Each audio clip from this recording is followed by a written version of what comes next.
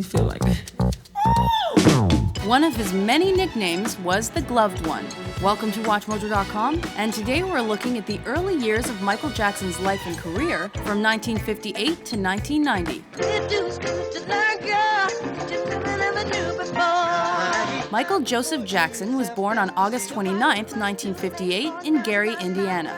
He first got into music in 1964 when he joined his older siblings in the band The Jackson Brothers as a backup musician and vocalist. The group changed its name to the Jackson 5 shortly after Michael started sharing lead vocal duties with Jermaine. My mother caught me making my bed one day and I was singing. And she said to my father that I could sing, and he didn't want to hear of it. He said that Jermaine's the lead singer, not Michael.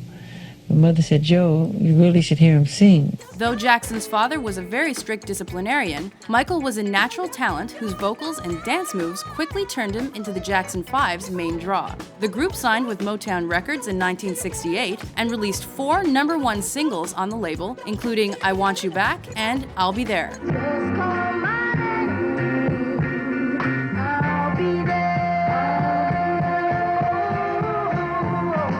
Jackson released 4 solo albums on Motown, including his solo debut, the January 1972 album Gotta Be There, and August 1972's Ben. The title track of this sophomore effort gave Jackson his first #1 solo single.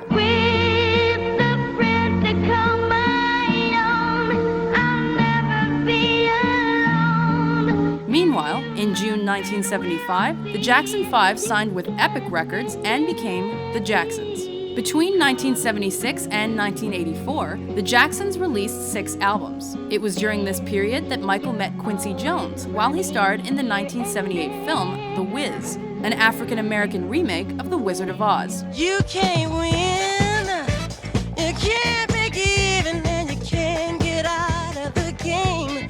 People keep saying things are gonna change, but they look just like they're staying the same. Jones then went on to produce Jackson's 1979 record, Off the Wall, which produced 4 top 10 singles, such as Don't Stop Till You Get Enough and Rock With You. Rock with you all night. Dance you into this. Though Michael had not yet officially left the Jacksons, his solo career was taking off. Next up was 1982's Thriller, which became the best-selling album of all time and won Jackson 7 Grammys and 8 American Music Awards.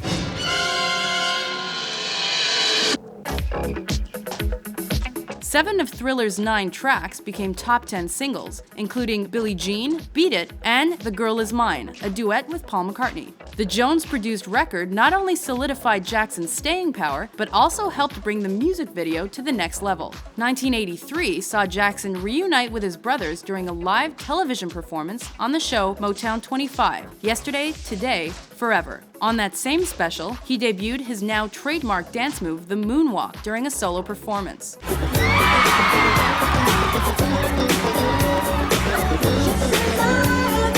The next year, Jackson and his brothers were filming a commercial for Pepsi-Cola when Michael's hair was accidentally set on fire.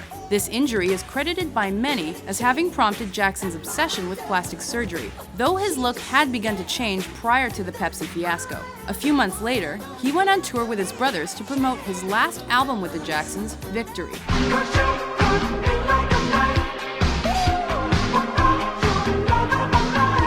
Jackson donated all funds from the Victory Tour to charity. While Jackson had collaborated a second time with Paul McCartney on the 1983 single Say Say Say, their friendship ended when Michael acquired the publishing rights to most of the Beatles' songs by purchasing ATV Music's catalog in 1984. The next year, Jackson showed his philanthropic streak when he co-wrote the charity song We Are the World with Lionel Richie. We are the ones who make it right every day, so let's start giving. By the mid-1980s, Jackson's physical appearance began to change more obviously. He underwent a few cosmetic surgeries, as well as treatments for vitiligo, a disorder that lightened the color of his skin.